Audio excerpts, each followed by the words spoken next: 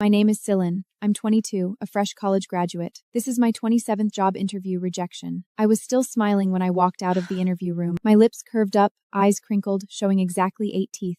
I'd practiced this smile for 3 months, adjusting the curve little by little in front of the mirror. We'll get back to you. Thank you. Then turned around. The hallway was long, covered with gray carpet that muted the sound of my footsteps. I'm walking fast. These heels are rubbing my feet, and the back of heels already hurts. I bought these shoes from a second-hand store. The previous owner was probably just another girl worn down by life. The soles were almost worn flat, making me slip every now and then on the shiny floor. When I passed the front desk, I nodded out of habit. Thank you so much. The receptionist looked up at me, clearly surprised that an interview would thank her. The elevator arrived, the doors opened, and it was empty inside. I stepped in and pressed the first floor. The doors closed, and the numbers began to count down: 32, 31, 30. I finally let my smile fade away. My cheeks ached like I'd chewed an entire bottle of gum. I leaned against the cold stainless steel elevator wall. The chill seeped through my thin blazer and sank into my spine. 29, 28, 27. That's when I broke down and cried. 29, 28, 27. That's when I broke down and cried. It wasn't silent tears. It was the kind of loud, unrestrained cry you let out when you've held it in for too long and finally have no one around. I squat down, resting my forehead on my knees and wrapping my arms around my legs. Tears fell onto the surface of my secondhand shoes, leaving dark, wet patches. I couldn't figure out why everything had to be so hard. I had a 3.8 GPA, 3 internships, and revised my resume 27 times. I showed up half an hour early to every interview, memorized every interviewer's last name, and sent a thank you email afterward without fail. Yet every interviewer looked at me the same way, polite, smiling, and then never got back to me. It was as if they were saying, "You're good, but you're not one of us." What exactly did one of us mean? No one ever bothered to tell me. The elevator stopped at the 15th floor, the door slid open. A woman walked in pushing a cleaning cart. I shot to my feet, turned to face the wall, and frantically wiped my face with my sleeve. I didn't have a tissue, though, and only smudged my tears all over my hands. I heard rustling sounds behind me, rubber wheels rolling across the floor, water sloshing in the mop bucket. Then a hand stretched out from behind me, water sloshing in the mop bucket. Then a hand stretched out from behind me, holding out a tissue. Her fingers were rough, nails cut short. Here, wipe your tears. I took the tissue and pressed it hard against my face. The tissue swiftly soaked through, and I crumpled it up in my palm. Her voice was soft, with a southern accent, just like the elderly neighbor who used to lull me to sleep as a kid. It's gonna be okay. I've worked as a cleaner in this building for 10 years. I see hundreds of people coming and going every day. You're the first one who ever said thank you to me. When did I do that? Then I remembered. I'd thanked the receptionist on my way out of the interview room. But this cleaner wasn't anywhere near the front desk. She was at the end of the hallway with her cart, more than 10 meters away. She heard me? All the way down the hallway? I couldn't believe it, but I didn't have time to dwell on it. The elevator reached the ground floor. The doors opened, but I didn't step out. I looked at her carefully and earnestly for the first time. She wasn't tall, wearing a dark blue work uniform with a faded collar. Her hair was tied up in a bun with a few strands of white hair. You say thank you to that many people every day? It's just a habit. You say thank you to that many people every day? It's just a habit. Then you're a good person. Her face was lined with wrinkles, but her eyes were bright. Not the bright sparkle of youth, but the kind polished by life itself. Ma'am, what's your name? You can call me Lynn. Thank you, Lynn. She smiled, crinkling the corners of her eyes like the veins on autumn leaves. I don't know. No company wants me. No need to thank me. Are you coming for another interview tomorrow? Then just come anyway. I mop here every day at 3 in the afternoon. If you come, I'll have someone to talk to and someone who'll say thank you. I headed back to my rental place. It was a partition room in a shared apartment, barely big enough for a single bed and a folding desk. My next-door neighbor was playing video games. Gunshots pounded through the thin wall like drum beats, making my whole room rattle. My phone lit up. It was my mom calling. Lily, how did the interview go? It went okay. I'm waiting for their reply. Your dad thinks you should come back home and take the civil service exam. Living costs are way lower in our small town. Mom, I want to keep trying a little longer. It's already been half a year. I hung up and stared at the ceiling. There was a water stain shaped like a rabbit. I hung up and stared at the ceiling. There was a water stain shaped like a rabbit. It felt like it was mocking me. Already 22, still stuck staring at the ceiling with no direction. I opened the job app and scrolled all the way to page 20. I applied to every possible opening, even the ones I wasn't fully qualified for. I'd already gotten 27 rejections, and I had no idea where the 28th would come from. But I kept Lynn's words in mind. She asked if I'd come back tomorrow, and told me to come anyway. Maybe I didn't just need a job. I needed someone to tell me everything would be all right. At 3 o'clock the next afternoon, I stood in the lobby of the office building. I wasn't here for an interview, I was here just to see her. Sure enough, she was there, bending down to wipe the elevator doors with her cleaning cart beside her. She stood up straight when she heard my footsteps. You came. Yeah, I'm here. Got any interviews today? Nope.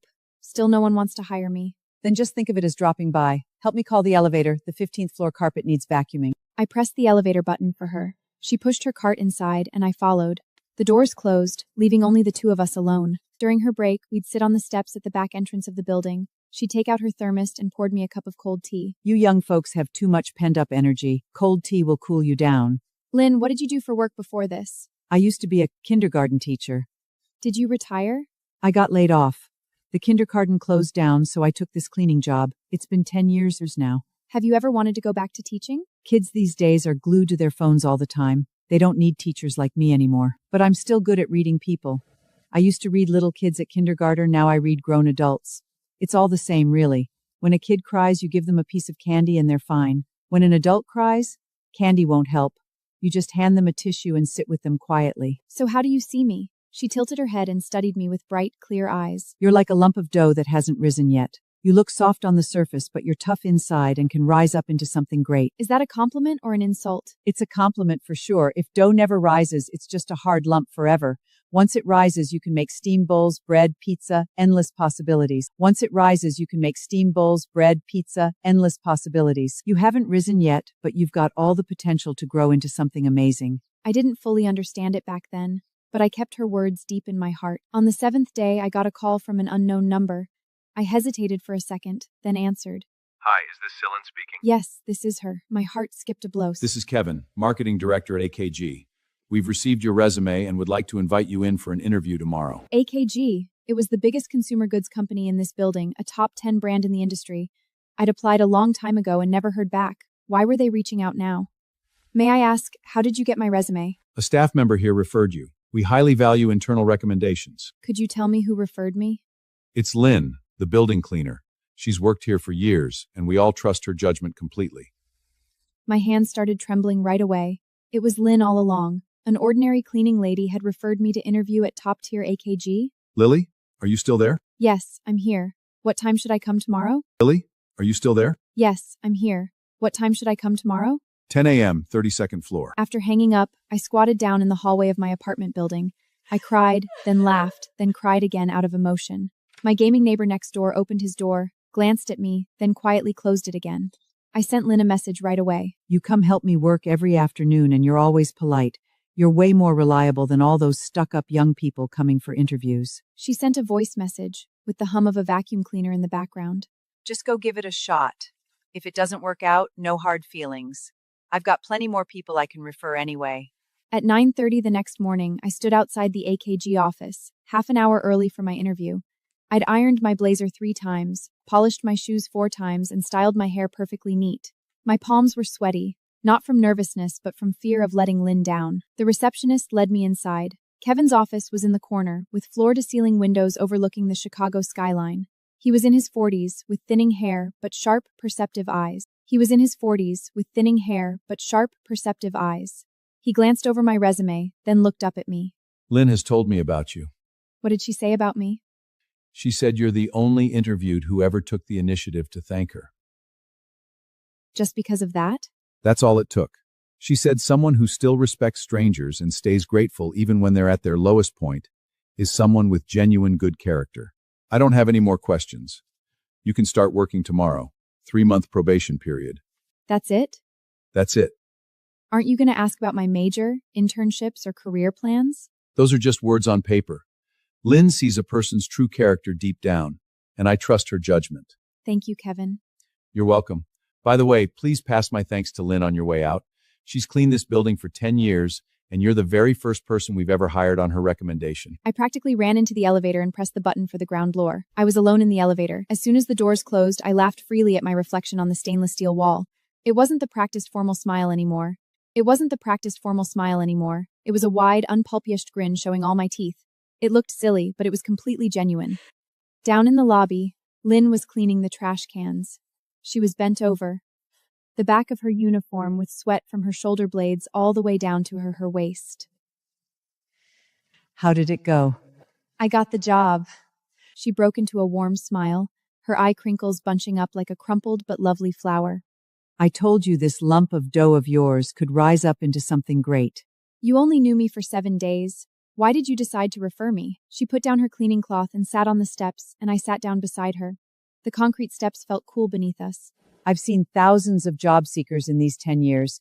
So many walk out of interviews complaining and lashing out, blaming the interviewers and the company for not seeing their worth. Others call someone to cry right after, still full of resentment afterward. You're the only one who stays polite and thanks strangers even after a rejection. I just thought it was basic manners. It's far more than basic manners. Ordinary courtesy is only for people you know. Treating strangers in humble lobs with kindness and sincere gratitude is true Nace upbringing. She looked toward the building's revolving door, sunlight filtering through the glass and casting a soft glow on her profile. When I taught kindergarten, the first thing I taught kids wasn't reading or math, it was saying thank you. Thank the person who gives you water, thank the person who feeds you, thank friends who share toys with you. Saying thank you isn't just polite small talk, it's seeing and acknowledging others. Everyone in this building ignores me, but you're the only one who truly sees me. I officially started at AKG as a marketing assistant. My days were filled with trivial tasks: printing documents, booking meeting rooms, making spreadsheets, brewing coffee. I messed up the espresso machine on my first try, spraying coffee all over the table. My coworker Emily rolled her eyes at me without a word, and that look stung worse than any criticism. My coworkers were polite to my face but kept their distance. Everyone knew I got hired in an unusual way. Referred by the building cleaner, no formal round of interviews. I heard whispers in the break room. That Lily got in through a favor, didn't she? I pretended not to hear and walked away quietly with my cup. Every time I held back my feelings, I thought of Lynn. She ignored people's cold and indifferent every day, putting up with those who left trash lying outside the bins without a second thought. I went to find Lynn during lunch break. She was eating in the basement staff lounger. The windowless room only had an old table, a few plastic stools, and a flickering broken fluorescent light. She had homemade lunch, rice topped with stir-fried greens and a fried egg, crispy on the edge with a runny yolkins inside. How's your probation, Sally? Not much, just enough to get by.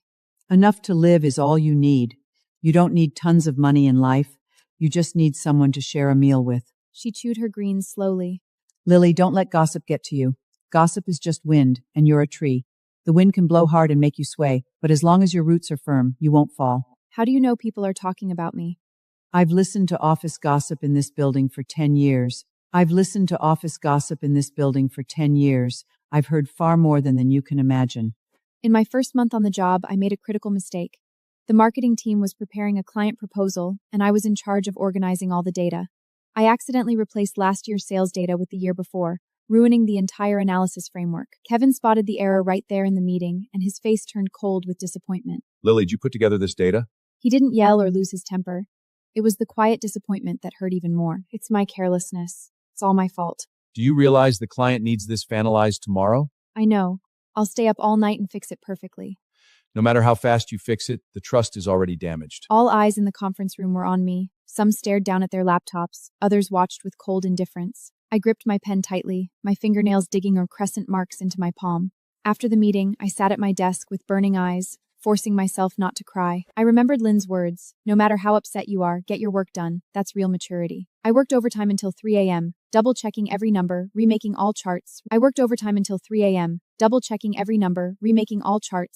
every analysis paragraph. I was alone on the entire floor. The AC was off, only the heater hissing softly. I made my third cup of instant coffee, bitter enough to taste harsh on my throat. At 3:12 a.m., I finished all revisions, saved backups in 3 places, then fell asleep on my desk.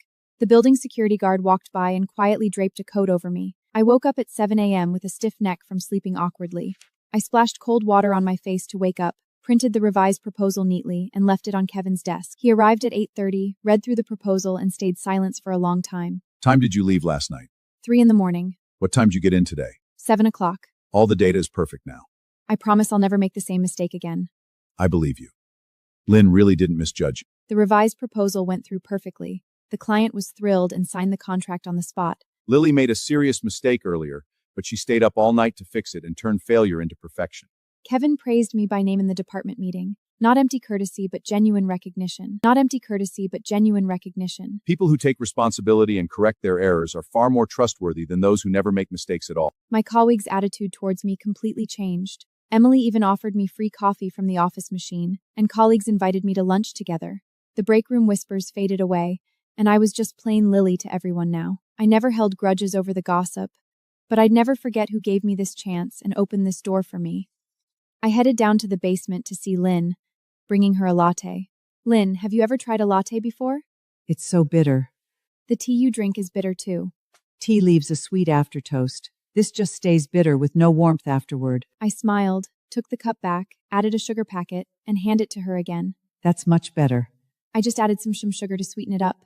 Life's the same way. You always need to add a little sugar now and then. One day, I ran into a young man in the elevator. He wore a gray suit, clutching his resume tightly, his lips trembling nonstop. He was heading to the 32nd floor, the same floor where I'd had my interview. He stepped in and stood next to me, taking deep breaths over and over. The same floor where I'd had my interview. He stepped in and stood next to me, taking deep breaths over and over, wiped sweat on his pants leg. The edges of his resume were frayed from being squeezed too hard. Are you here for an interview? AKG. Which department? Marketing. I hesitated for a moment. If it weren't for Lynn, would I ever take the initiative to encourage a stranger? Good luck. You've got this. Thank you.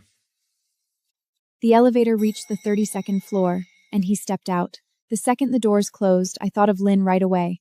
She said I was the first person to thank her. Now I've become someone who cheers strangers on too. I slipped my hand into my pocket and felt a crumpled tissue, the very one Lynn gave me that day. I'd kept it all this time. That afternoon, I found Lynn in the basement. She was squatting to scrub the corner walls, moving slowly with a foam pad under her knees. Lynn, I met a guy going for an interview in the elevator today. I told him good luck. And what happened? He thanked me. Lynn stood up, holding her sore lower back. Her waist troubled her. It always ached after standing too long. Her waist troubled her. It always ached after standing too long. She draped her mop cloth over the bucket and turned to look at me. You see? You've learned how to read people too. I'm nowhere near as good as you are. You will with time. You just haven't realized how capable you are yet. I started quietly observing Lynn, not because she was odd, but because I wanted to figure out how she could read people so well just by looking. As she cleaned the elevator doors, she'd watch the expressions of everyone who walked in and out. Her gaze never lingered too long. It just skimmed over people lightly, like a dragonfly touching water. One glance was all she needed. Some looked gloomy, some full of confidence, others completely blank-faced. Those with sad faces are either dealing with family troubles or work stress. The ones walking tall just closed a big deal or got praised by their boss. The expressionless ones are the hardest to read, but they usually have the most going on inside. How do you decide who's worth recommending? I don't judge on purpose. I just watch and wait. If someone passes by me more than 3 times, I start paying attention to how they act and speak. The first time is chance, the second coincidence, and the third means it's meant to be. She wiped the elevator control panel, polishing the well-worn buttons until they shone even brighter. Polishing the well-worn buttons until they shone even brighter. How many people have you referred in total? 9. You were the very first one I got hired. There are 8 others? Yes. I'm watching and referring the other 8 one by one. Some are still waiting for a chance, others have already landed good jobs. I was stunned. She hadn't only helped me. 8 more people were quietly waiting for their chance, lined up in her worn little notebook. Lynn had a softcover notebook with a frayed, curled cover and bent corners.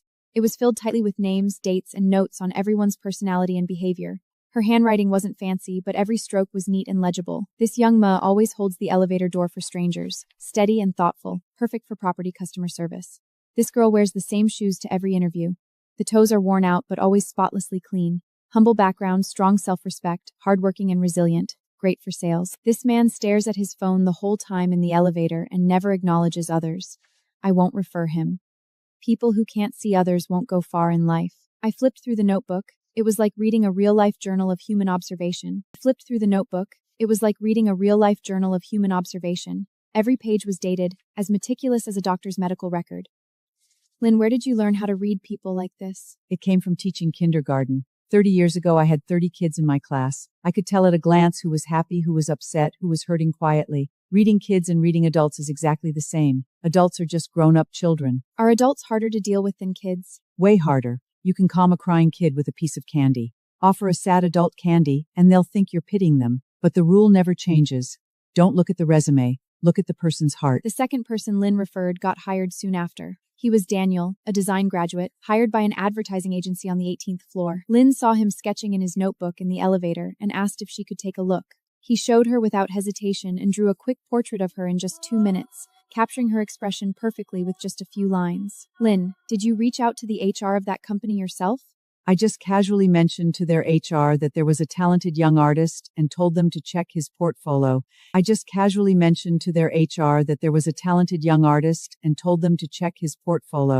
They hired him right after seeing it. You didn't even ask him first if he was okay with it? I did ask him. Go ahead if you want. I've sent out dozens of resumes, and no one's willing to give me a chance anyway. I couldn't help smiling. I'd said those exact same words once too. Every young person stuck in endless rejections ends up thinking the same thing. No one wants me anyway. On Daniel's first day at work, he brought Lynn a big bouquet of sunflowers, bright golden blossoms wrapped in Kemp paper. He carried the flowers down to the basement to find Lynn, his eyes watery. Thank you so much, Lynn. I applied to over 50 jobs and never heard back from any. You're the only one who saw my worth. Lynn took the bouquet and leaned down to smell it softly. Sunflowers are great. They're tough and easy to grow. They bloom bright without needing much care. Just like you, strong inside, destined to shine sooner or later. After Daniel left, Lynn found a plastic bottle, put the sunflowers in it, and placed it right in the middle of the lounge table. The lounge had no windows, so the flowers became its little ray of sunshine. She changed the water every day, and the lounge had no windows, so the flowers became its little ray of sunshine. She changed the water every day and trimmed the stems carefully. When the flowers faded, she pressed the dried petals one by one into her notebook to keep them forever. I helped her press the petals. Her fingers moved gently, as if handling something precious and fragile. The third, fourth, fifth, one after another, everyone Lynn refeated got hired. Her success rate was unbelievably high. 7 out of 9 landed stable jobs. The other 2 didn't work out. One turned down the salary offer, the other moved out of town. That success rate beat even professional headbang firms by a mile. I couldn't help wondering, why would all the companies in the building trust a cleaner's referrals? I went to ask Kevin about it. Kevin leaned back in his chair and thought for a moment. Because her referrals have zero self-interest behind them. She takes no money, asks for no favors, doesn't help relatives get in. She simply thinks someone deserves a shot. In the business world, a genuine referral with no hidden agenda is the most valuable kind there is. Do you ever think she's overstepping or meddling? Not at all. All 7 people she's referred have become core team members at their companies, including you. I walked out of Kevin's office and paused in the hallway. Including you. I walked out of Kevin's office and paused in the hallway. Sunlight flooded the hallway through the floor-to-ceiling windows, covering everything in golden light. I looked down at my brand new heels, nothing like those worn-out second-hand shoes I used to wear, but I knew deep down, without Lynn, I'd still be stuck in endless interviews, lost and struggling. I did something quietly without telling Lynn. I bought a voice recorder. Every lunch break, when I talked with her, I secretly recorded every word she said. Don't judge people by their clothes. Judge them by how they treat those beneath them. True upbringing isn't how you flatter superiors, it's how you respect ordinary people. Cleaners are people too. Most people just choose not to see us. I edited hours of recordings into a 10-minute audio piece titled A Cleaner's Guide to Reading Workplace People. I sent the audio to 5 top harching firms. 3 replied within a week. 2 weeks later, top recruiter Cornflate reached out, wanting to hire Lynn as a special talent consultant. I already knew Lynn would turn it down. She'd never feel comfortable in an office or formal clothes, so I didn't tell her.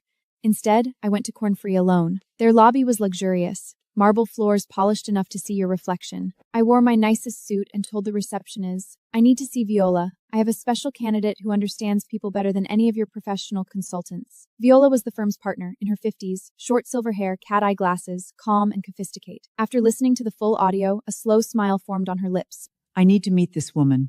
I took Viola down to the basement lounge.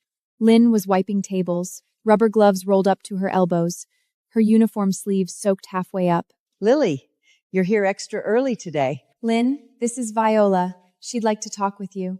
Lynn put down her cloth and wiped her hands nervously on her apron. The moment the 2 calm, insightful women locked eyes, the air fell quiet. I'd like to formally invite you to join our firm as a talent consultant. You don't need to work office hours or clock in. You can keep your cleaning job right here in the building. All you need to do is send me your weekly observation notes on people. I'll pay you triple your current salary. Lynn stayed silent for a long time. The basement fluorescent lights hummed, and dripping water from the pipes sounded like a slow heartbeat. I don't know how to use a computer or type. You can write by hand. We'll have someone type it up for you. I don't understand what a consultant does, and I know nothing about corporate rules. You understand people. You know character and heart. That's more than enough. Lily, you planned all this behind my back, didn't you? Yes. You recorded my conversations without telling me? I did record you, but not to spy. I just thought your wisdom deserved to be heard by more people. She stared at me quietly for 5 long seconds, and my heart raced nervously. After a moment, she turned back to Viola. I'll give it a try. Just like that, Lynn became Cornflet's special talent consultant. No office hours, no clocking in, no formal dress code. Her daily life stayed exactly the same. She still pushed her cleaning cart around the building every day with just one new task, handing in a handwritten observation report every week. She wrote with an old fountain pen, her handwriting as neat as printed text. Her first report was only 3 lines. The new receptionist, the 10th floor ad agency, is rude and arrogant to delivery workers. Impatient care recommended for hiring or training. Viola took her advice immediately and suspended recruitment cooperation with that agency for a month. The second report read, AK intern on 32nd floor greets me politely every time we meet. Well-mannered but lacks confidence. Calm and reserved, perfect for back-office admin work. That intern was later referred to another company and hired right away. Lynn's salary tripled, yet she never quit her cleaning job. I asked her why she wouldn't take the easy office life. Her words stayed with me for years. I don't belong in a closed-off office. Everyone there wears a mask and pretends to be someone they're not. Only when I'm pushing my cart through the halls do people let their guards down and show their true selves. I need to see real people, not fake corporate elites. Word about Lynn spread quickly throughout the entire building. Every company knew there was a cleaner in the building who could read people better than professional HRs. Some tried making small talk in the elevator. Others invited her to meals or gave gifts.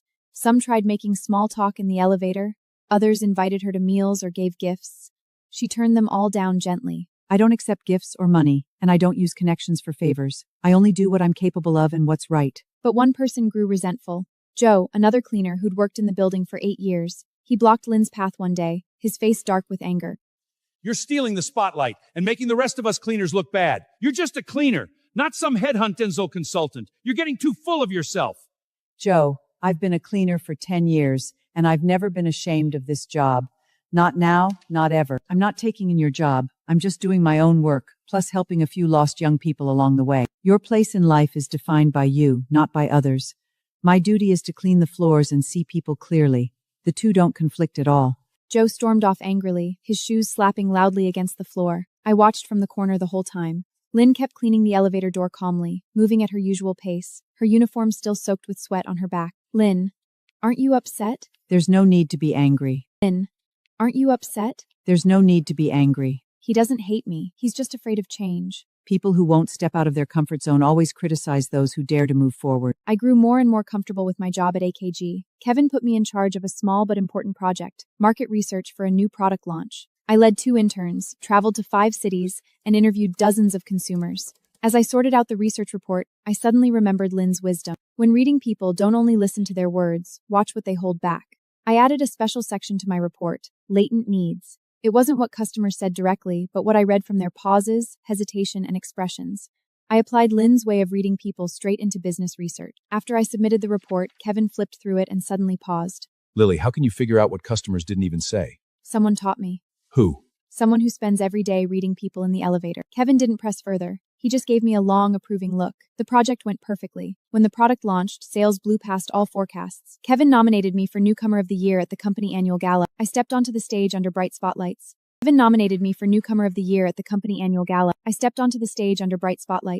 Facing hundreds of colleagues in the audience. The crystal trophy felt cool in my hands. I thought back to a year ago when I crouched alone, crying in the elevator.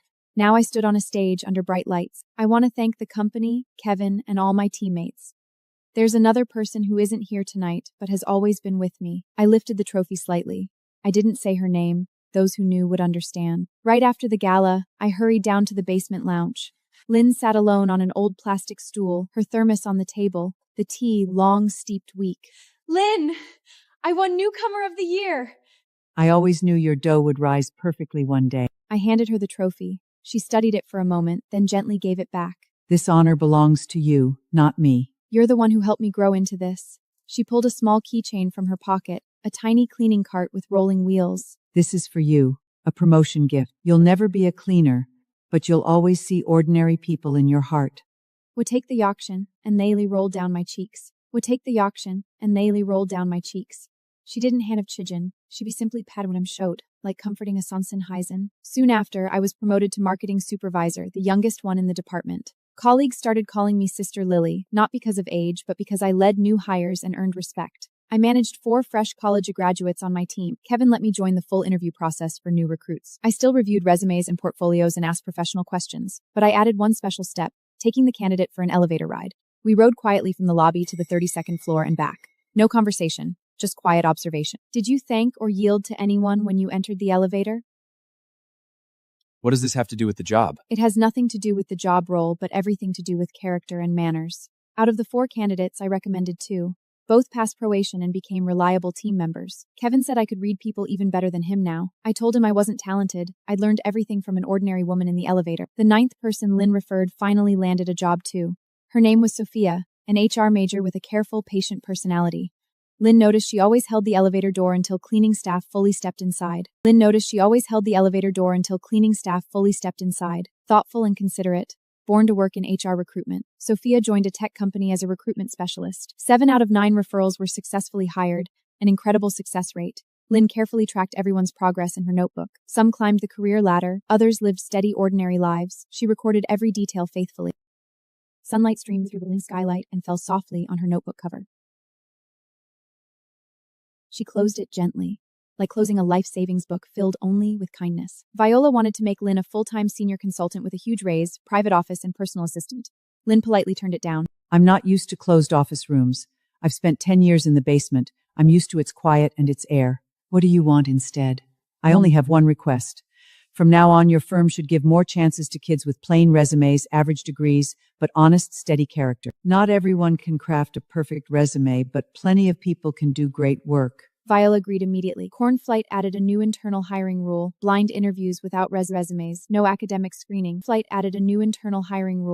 interviews without resumes, no academic screening, just conversation, character judgment, and personality. The meeting minutes clearly noted the proposer's name, Lynn. Sophia, Lynn's 9th referral, grew into an experienced HR recruiter. She sent Lynn, I just hired a single mom today. Her resume had a 3-year gap, and every other company turned her down. I gave her a chance. I remembered what you said: a person's worth is never written on a piece of paper. The font size on the screen was small. She read it from a distance, squinting her eyes. You see? The seeds I planted are finally blooming. My heart warmed as eyes passed. The basement still looked old. The light still flip-hacked had completely changed. Lynn hadn't changed at all. The world's way of seeing her had. Joe came to apologize to Lynn. He stood awkwardly in the basement hallway, fidgeting, too embarrassed to step inside. I spoke harshly and acted petty before. I'm sorry. I want to learn how to read people from you. Didn't you think I was meddling and showing off before? My daughter just graduated. She sent out over 100 resumes and no one will hire her. I want you to meet her and tell me what she's suited for and where she's going wrong. Everyone hits rock bottom once in life. When I lost my job years ago, no one reached out to help me. Bring your daughter here. I'll just talk with her for a while. Thank you. Thank you so much. The next day, Joe brought his daughter to meet Lynn. She was 23, an accounting major, wearing glasses, speaking softly, shy, lacking confidence. Lynn chatted with her gently. No professional questions, no grades, only simple daily topics. What do you like doing when you're home alone? Keeping accounts. I record every family expense, even buying a single green onion. Do you feel happy when you're keeping books? Is your finance department still hiring? Yes, they are. This girl isn't good at socializing, but her eyes light up when she talks about numbers. She's born for quiet work with figures and accounts. I referred her for an interview, and she was hired by our AKG finance team. The finance director later told me she was the most careful, focused, and error-free new hire they'd ever had. After that, Joe quietly cleaned Lynn's cart every morning and oiled the wheels. They never thanked each other out loud.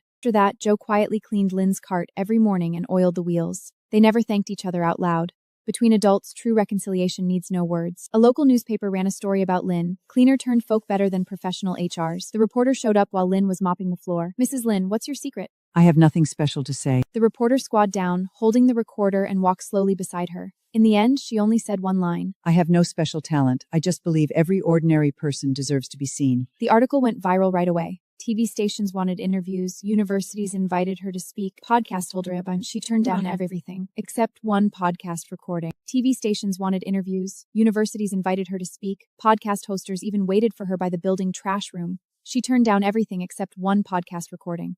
It's not me being amazing. Those young people are already talented. I only helped open a door that everyone else overlooked. The podcast hit over 1 million plays. One top comment read, "I've worked in this building for 3 years and never once acknowledged this cleaning lady. Tomorrow I'll go say hello to her properly." The next day, office workers lined up voluntarily just to greet and thank her. Lynn was a little overwhelmed, so she passed out her cold herbal tea from her thermos to everyone. I launched a diverse career recruitment plan at AKG. No more prioritizing degrees, elite schools, or work experience. We judged only character, attitude, potential, and responsibility. I wrote a detailed proposal email to Kevin. Attached was a photo. Lynn's Lynn's back as she cleaned basement windows, sunlight falling on her from the skylight. Kevin replied with one single word, agreed. The group CEO wrote back, I've read the news story. I'll be the official sponsor of this program. In the first year, we opened a special application. No resume required, only a 3-minute video. Applicants only answered one question. What's the proudest thing you've ever done? We received hundreds of applications and hired over a dozen people. Backgrounds were diverse. Community college, regular high school, even some without high school diplomas. Yet everyone's story shined bright. One young man cared for his paralyzed grandmother every night for 4 years. Another taught himself coding and built an app to help the visually impaired. A laid-off middle-aged man learned baking and gave free bread to elderly residents. They weren't elites by standard definition, but they had kindness, perseverance, and inner light. Kevin complained the process was time-consuming, but I told him it was worth it. Talent isn't filtered out by resumes, it's discovered with the heart. Lynn taught me that.